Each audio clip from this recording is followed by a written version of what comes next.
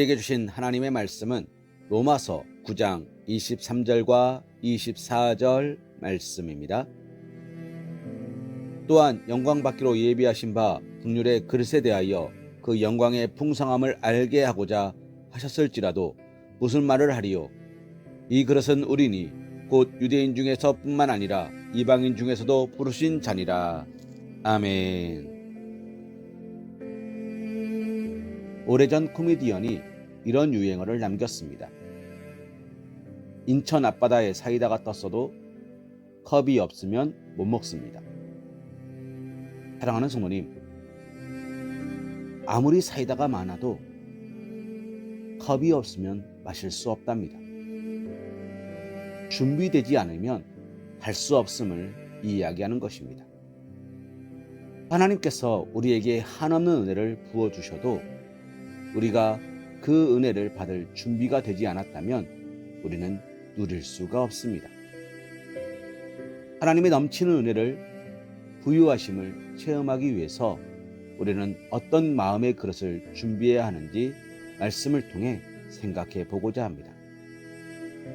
첫째로, 하나님께 순종하는 그릇을 준비해야 합니다. 사랑하는 성도님, 하나님께서는 천지 만물을 지으신 창조적 주권자가 되실 뿐만 아니라 죄로 말미암아 멸망받을 수밖에 없는 인생들을 위해 독생자를 보내시고 구원의 길을 여신 구속적 주권자가 되십니다. 그러므로 이 세상에서 하나님의 절대 주권을 벗어날 수 있는 사람은 아무도 없습니다. 그러므로 우리는 우리가 과거에 어떤 삶을 살았냐가 중요하지 않음을 고백해야 합니다. 내가 이제 어떻게 살 것이냐가 중요한 것입니다. 예수님을 만난 베드로는 이렇게 고백합니다. 주여, 나를 떠나소서, 나는 죄인입니다. 스스로가 죄인임을 고백하는 베드로에게 주님은 뭐라고 말씀하십니까? 나를 따라오너라, 내가 너를 사람 낚는 어부가 되게 하리라. 예수님께서 삭개오의 집에 들어가겠다 말씀하시니 주변 사람들이 말합니다. 저가 죄인들의 집에 들어가려 하는도다. 그러나 주님께서는 삭개오를 향해 뭐라 말씀하십니까? 오늘 구원이 이 집에 임하였도다. 지금까지의 내 모습이 중요하지 않습니다. 하나님을 만나고 하나님을 믿고 하나님을 나의 구원자로 고백하고 난 뒤에 내 모습이 중요한 것입니다. 우리는 과거에 어떤 삶을 살았든지 죄책감에 눌리거나 뒤로 물러날 필요도 이유도 없습니다.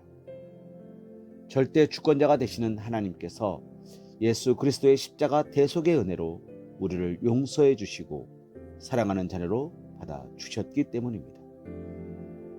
그러므로 우리는 그릇을 준비해야 합니다. 우리가 준비해야 되는 그릇은 무엇입니까? 하나님께 맡기고 의지하는 그릇을 준비해야 합니다.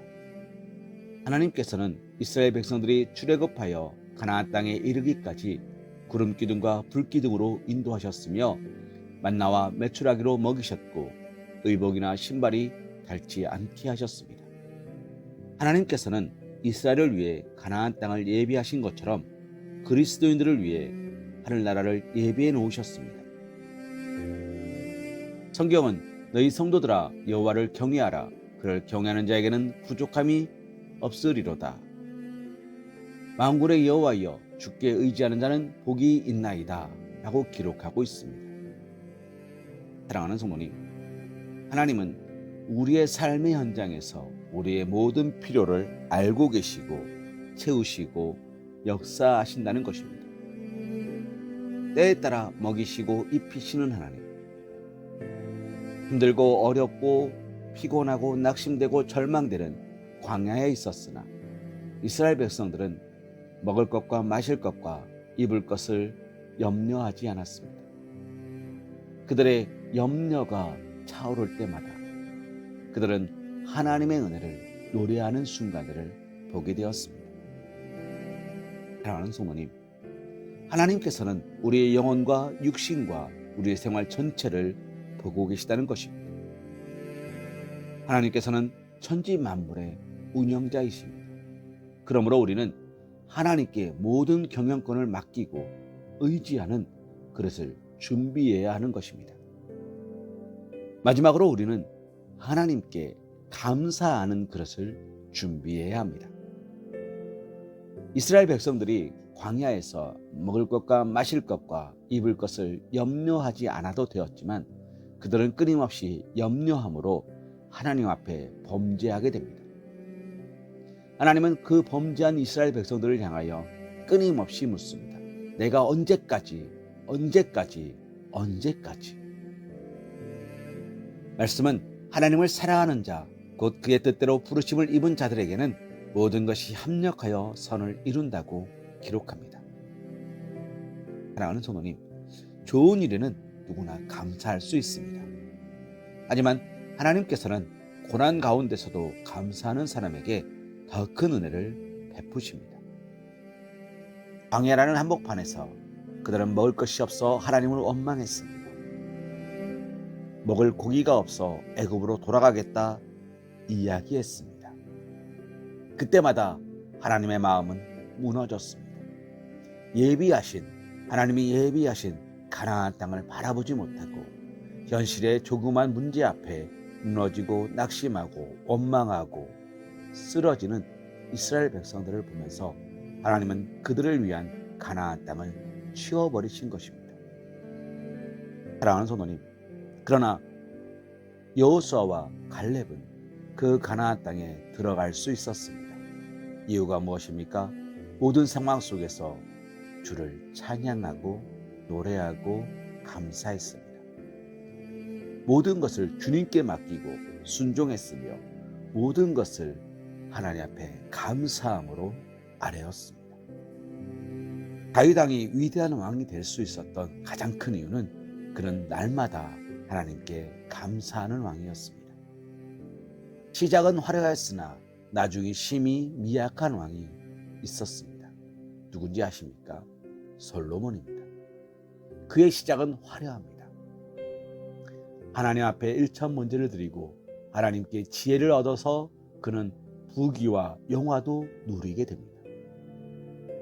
그러나 그의 말년은 하나님을 예배하는 자가 아니라 온갖 우상들로 점철되었으며 하나님의 나라 이스라엘을 둘로 쪼개는 마지막 왕이 되었습니다.